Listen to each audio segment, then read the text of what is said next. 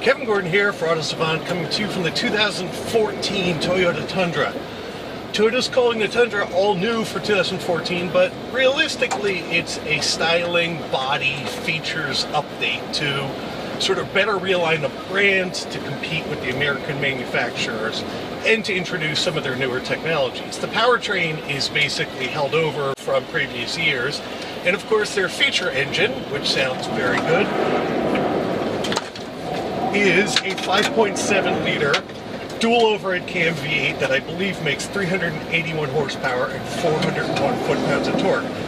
Toyota's always been good at building a V8 engine. It really is a very sweet unit, and they're very quick to point out the fact that the V8 in the Tundra, even though it doesn't have the EPA ratings that, say, an EcoBoost F-150 does or a Chevrolet Silverado does these days, that in Consumer Reports' recent testing, they found that it got real-world economy just like those other trucks. By the way, you can't fully defeat stability control in a Tundra. It will let you play a little bit with the rear, but as soon as you start to counter steer, it seems to stick back in.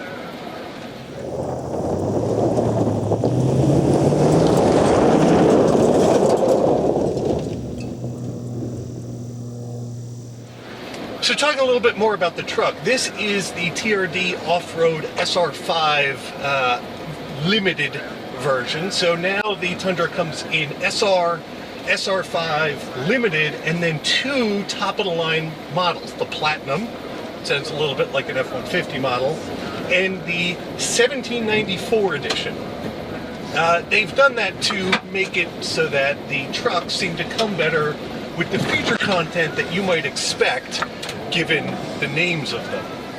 So that Platinum and the 1794 edition both sticker about $40,000, but they come with basically everything. There are a few options there. The off-road one, of course, comes with a real locking rear diff if you need it, automatic four-wheel drive, all that good stuff. But I think the critical part about talking about these trucks is sort of what's new for 2014, and I can tell you from that, they've done a lot of work on the interior, making a bunch of the interior materials that are supposed to be soft touch, and they've done a very nice job. This seems to have much more comfortable seats than previous versions of the Tundra that I've experienced. So we beat the hell out of ourselves here.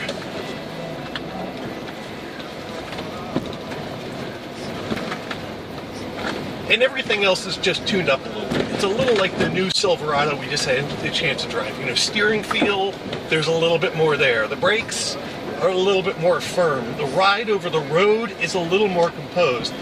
And I'm happy to say that the TRD versions, despite giving themselves a reasonably unfortunate name with an extra letter in there, really are very capable off-road. I mean, let's face it, we're sort of driving on some grassy off-road paths.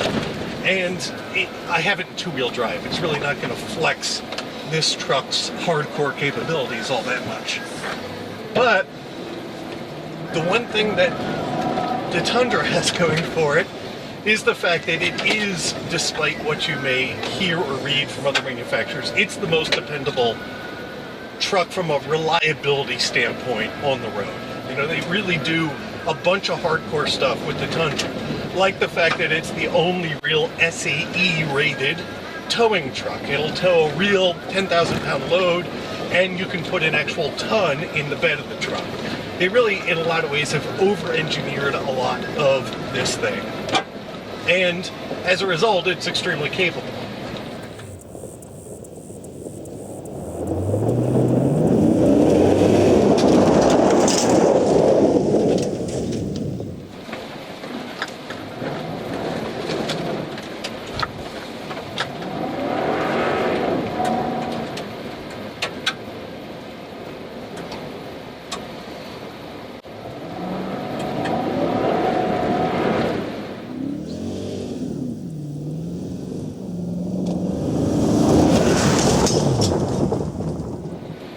Also new for 2014 is the Intune infotainment system.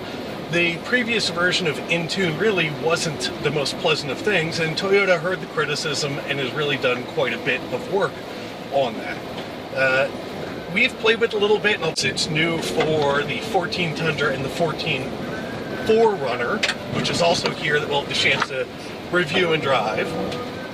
And basically it seems like they've done a much better job of integrating AM, FM, normal radio with all those app-like functions. Basically, to wrap up the new Tundra, I'm trying to flip it on its lid here. What I would say is the full-size pickup truck market these days really has gotten extremely competitive. I mean, this thing is as competitive of an entry into the market as Toyota's ever made, and a lot of it's going to come down to personal preference, brand loyalty, what you think is important.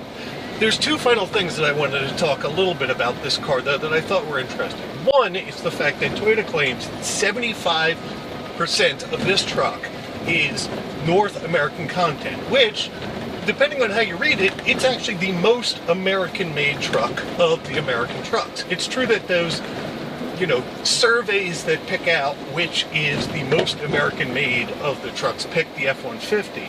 But this thing has an enormous amount of parts content from the United States, and it's designed here, it's engineered here, it's really built just for America. I mean, they don't really sell a lot of Tundras, but none in Europe. It really is a car built for here, built to go compete with the Americans, and in that they really have done a commendable job. You can't ask for much more in a truck. What I would say I think that's going to hurt them was, despite the fact that they're making their fuel economy claim, which their claim is, we didn't fiddle around with turbocharging or other major fuel saving technologies because they add expense, they add complexity, they challenge reliability, all those types of things. And in the real world, Toyota says this truck gets the same real world type numbers that you're going to find with everybody else. I don't know if I believe that absolutely. We just got out of a new Silverado, and that did get better economy than this does in, my testing and what I've experienced with this engine. With that being said, you do get a big gob of power with this thing. That 400 foot-pounds of torque comes in early and lives long with the 5.7 liter Toyota engine, and really it's an impressive thing. So, really just a quick take, our first review of the 2014 Tundra.